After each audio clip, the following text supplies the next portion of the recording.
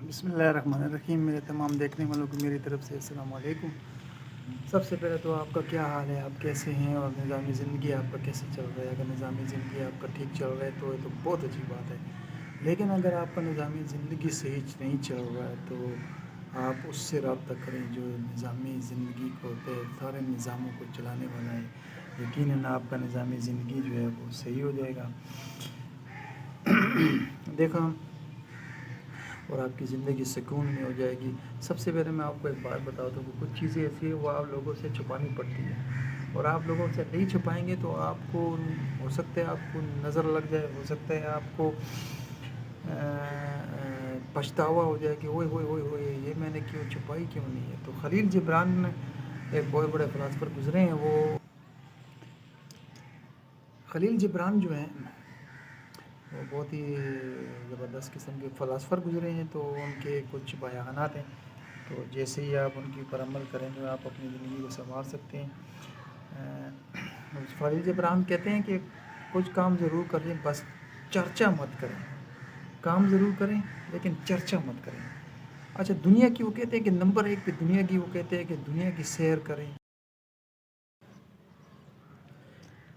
جی، تو سب سے پہلے تو یہ ہے کہ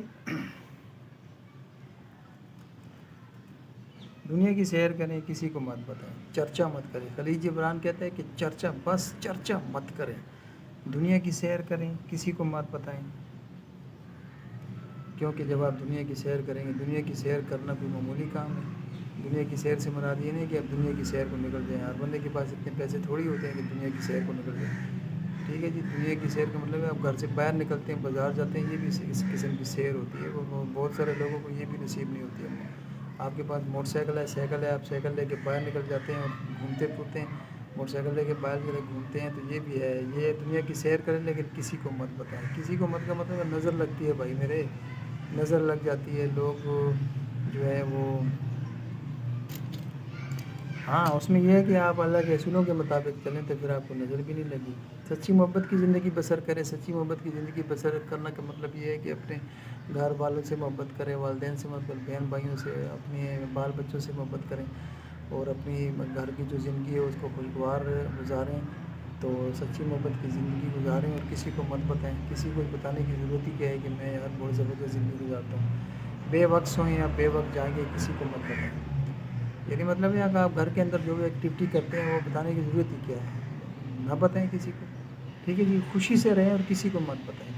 خوشی کا مطلب یہ ہے کہ خوشی جو چھوٹی ہو بڑی ہو، جو ہے خوشی ہوتی ہے۔ اب ہر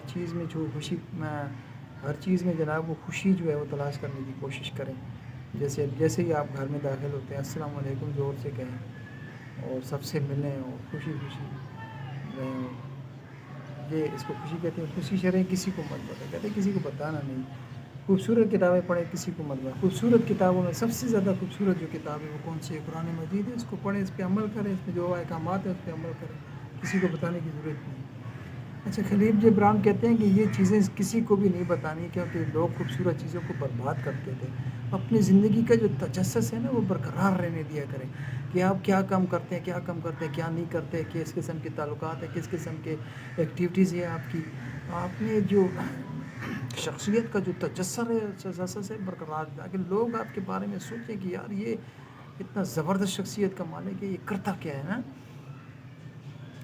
کیونکہ اگر آپ دوسروں کو اپنی زندگی کی مکمل کتاب پڑھا دیں گے نا تو پھر آپ کے پاس پچھتاوے کے علاوہ اور ساری عمر کا پچھتاوا رہے گا آپ کے پاس، ٹھیک ہے جی۔ تو خلیل جبران کے یہ اقوال جو ہیں میں نے آپ کو بتائے ہیں کہ اپنی شخصیت کی جو تجسس ہے، اپنی ذات کا تجسس ہے، وہ کسی کو اوپر اشکار مت کریں۔